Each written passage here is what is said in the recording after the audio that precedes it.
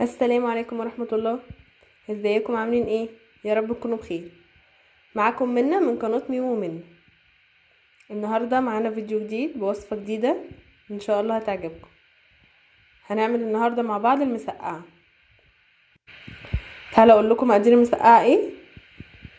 معانا المسقعة بتنجان، معانا بطاطس، معانا صلصة، دي صلصة طماطم، معانا فلفل رومي وفلفل حراق، معانا بصل، معانا معلقتين كبار صلصة، دي صلصة جاهزة عشان تبقى مركزة معانا لحمة مفرومة، التوابل بتاعتنا معانا فلفل اسمر، كمون، بهارات لحمة 7 بهارات، بصل وتوم بودرة، بابريكا، واحدة مرق دجاج، وطبعا مش هننسى الملح. اول حاجة هنبتديها هنقلي البطاطس، هنقليها ونرجع لكم. كده احنا حطينا البطاطس في الزيت، هنبتدي عبال ما البطاطس ان هي تتحمر هنعمل مع بعض اللحمة المفرومة. انا اعصجها النهاردة، هنعمل مسقعة باللحمة المفرومة، يعني حاجة ما شاء الله في البيت وجميلة جدا واقتصادية، مش مكلفة، وحاجة احنا عارفين هي معمولة ازاي. تعالوا نعصج مع بعض اللحمة عشان هنعمل بيها صلصة الطماطم. في صينية سخنة على النار هنحط شوية زيت، هنسيبهم يسخنوا شوية، بعد كده هنحط عليهم البصل.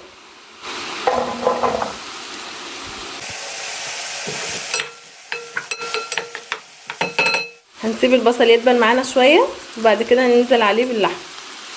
احنا الفلفل اللي معانا ده ممكن ان احنا نقليه وممكن ان احنا نحطه مع التخديع، فانا يعني دي خطوة اختياري، فانا هحط الفلفل مع البصل دلوقتي. عايزين تحطوه مع البصل بتحطوه، عايزين تقلوه مفيش اي مشكلة، بس انا بفضل احطها مع اللحم.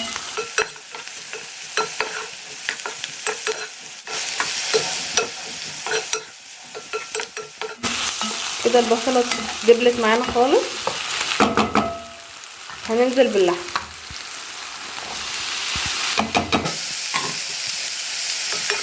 مش هنقلبها كتير يعني.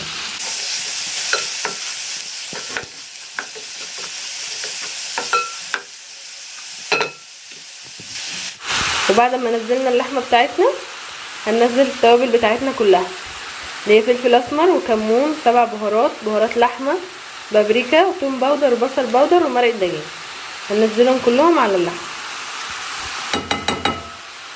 هنقلبهم مع بعض.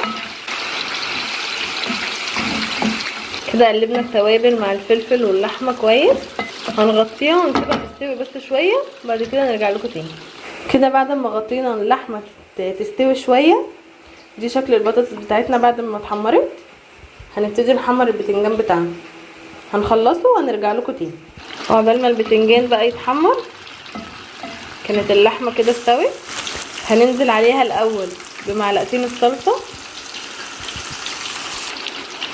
هنقلبهم.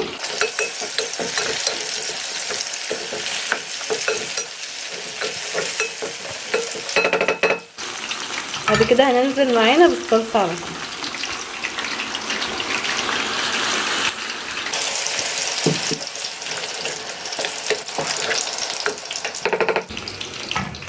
هنسيبها بقى تتسبك لحد ما البتنجان يدبل. دي شكل الصلصة بتاعتنا لما اتسبكت. هنحط الملح،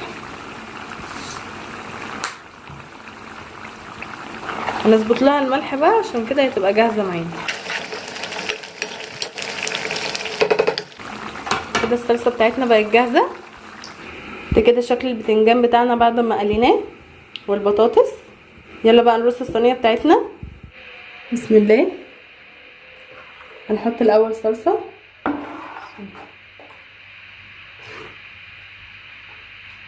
الرصة بقى دي بتبقى اختياري زي ما انت عايزة بتحطي، بس انا بحب الصلصة فيها تبقى كتير، تبقى حاجة جميلة ما شاء الله.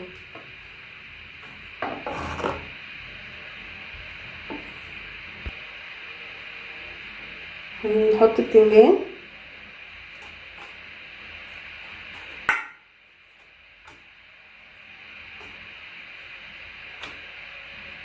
الرصه بقى دي بتبقى اختياري ليكي. شفتوا البتنجان بتاعنا دهب ازاي؟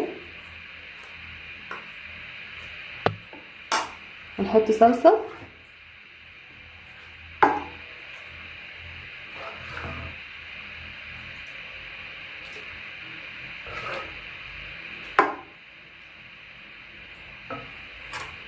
نحط بطاطس.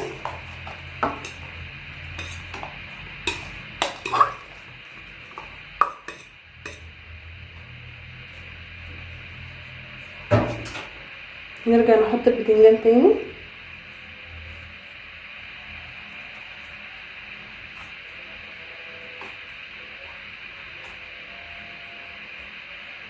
الاكله دي ميزتها ان هي سريعه، متاخدش وقت.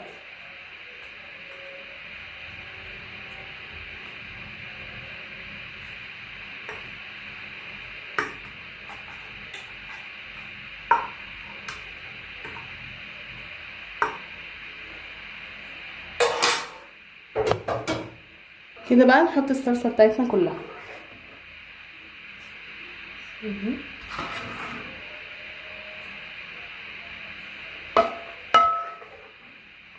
متنسوش ان احنا حطينا الفلفل مع الصلصه دي، بقى بتبقى خطوه اختياري، عايزه تحطيها مع الصلصه، عايزه تقليه يبقى لوحده، بس انا بفضله يبقى مع الصلصه، بيبقى واخد الصلصه بتبقى واخده طعم الفلفل منها. هنخلص بقى ارجع لكم تاني. ده كده شكل المسقعه بتاعتنا.